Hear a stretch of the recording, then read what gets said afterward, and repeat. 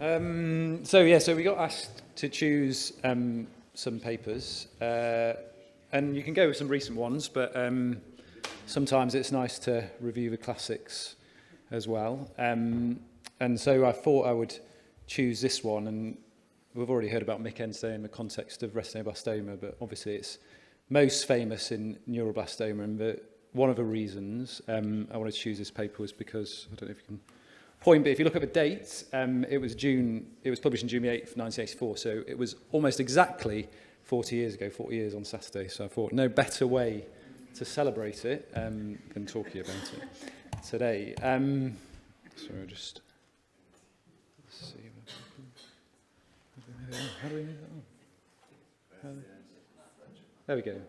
Yeah, so I think, when you kind of look at science, and I suppose in the context of paediatric oncology, it's nice to think about the things that went before. And Isaac Newton said, when he was talking about his own achievements, he said, if I've seen further, it's standing on the shoulders of giants. And so if we think about the giants that led to the discovery of MYC and MYC-N, it's only fair... Hold on, how does this not work?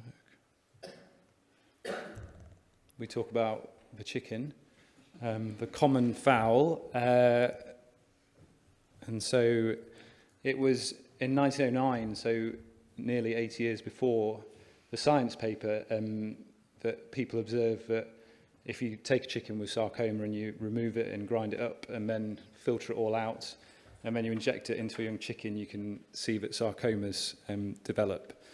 And so that was kind of the original observation about viruses leading to cancer. And MYC-N, I don't know if everybody in the audience knows this, but MYC-N is named for the myelocytomatosis, which is a type of cancer that occurs in birds. And it was that avian acute leukemia virus which was found, which kind of leads to the disease.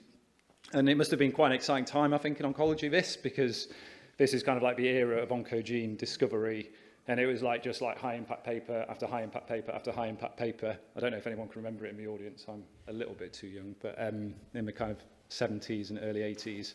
And so kind of the MYC was described first, so VMYC, and then c-MYC was kind of described originally in 1982, and then almost straight away it was found on chromosome 8, it was translocated in Burkitt's lymphoma, which we talked about, or some of us have talked about today. And then it was in 1983 that the group in America kind of described it originally in one cell line and one neuroblastoma tumour, which led on to Garrett Broder, who I think was on that paper, and he was working in Washington at the time, and I think is still maybe practicing. He must be coming up for retirement, surely. If you publish a paper in 1984, you must be.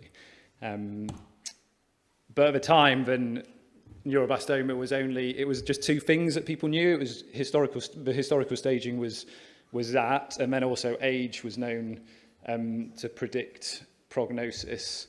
And so very, very simply just looked at MYC-N amplification in, I think it was about 63 tumour types, and they looked at stage, and it was in all age patients, and they showed that if you have MYC-N amplification, as shown on the right there, as kind of shown by Southern blotting, and then you correlated it with stage, then you showed that the higher stage patients had MYC-N amplification, and it was that essentially is what the paper was, which is great, isn't it? You can get a science paper from about 2 weeks' work, which isn't the case these days in my experience.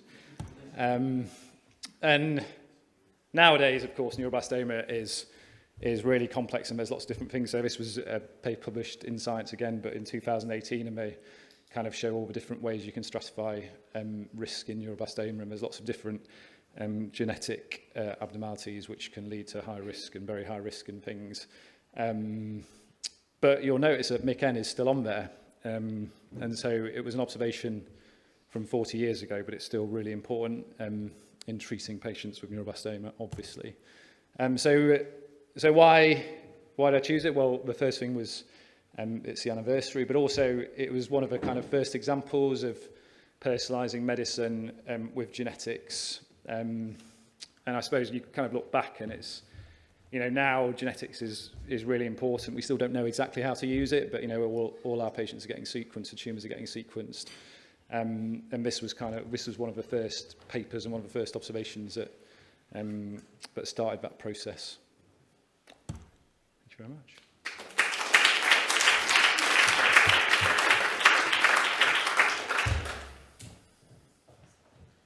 Thank you. Any questions to David?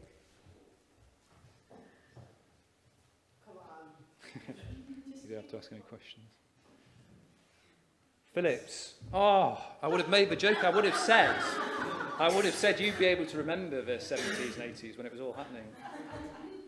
Back in 1984, when I thought, why on earth does somebody take a chicken, think, I know what I'll do with this, I'll grind it up with sand and squirt it in another chicken? I'll tell you what, and also, why does anybody go into lab science, given that that is one of the giants of your fields? Yeah. So I think, you know, it's like saying, why climb a mountain, isn't it? Because it's there. So why? No, it's why saying, not? why grind up a chicken? Why not? Why not, Bob? At least you get a view from a mountain. You know, You've got a chicken blob. You have to answer these basic scientific questions, and if you do, if you're curious, and you're making those observations, not just doing systematic reviews, then you know you can make life-changing discoveries. Next question. Did he grind up guinea pigs as well? Was this really just a fetish thing and he accidentally got chicken virus out of it? He was on a Nutripede diet.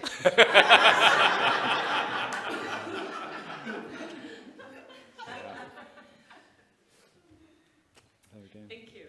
All right.